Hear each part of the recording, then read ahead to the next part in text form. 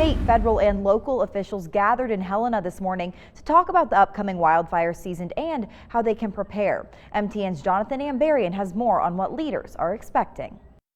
On Friday morning, Governor Steve Bullock met with agency leaders from around the state for an annual briefing on Montana's wildfire outlook and readiness. There's a lot here and a lot to do.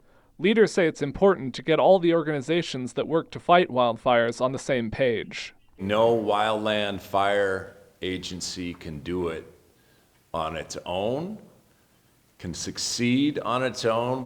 Colleen Haskell, a meteorologist with the Northern Rockies Coordinating Center, said fuels in several parts of Montana are beginning to dry out. They're predicting a normal risk of fire for this summer, except in northwest Montana, where the weather has been much drier and fire danger will be higher.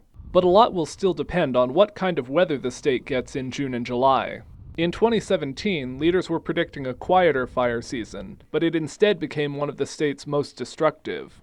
Last year, they expected a busier season, but saw relatively few fires. It all boils down to what we didn't get last year, and that was lightning. Bullock agreed it's early to make assumptions about the fire season. This is more about preparedness than predictions.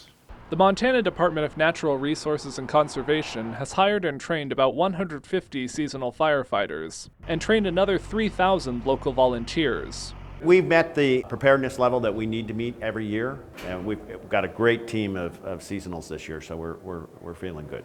Leaders said no matter what the fire risk, it's important for the public to do all they can to avoid sparking wildfires. And the good news is I think people are listening.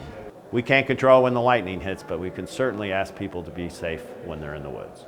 In Helena, Jonathan Ambarian, MTN News. Bullock says Montana currently has about $38 million in the state fire fund. Leaders can access another $16 million from a state emergency fund if needed.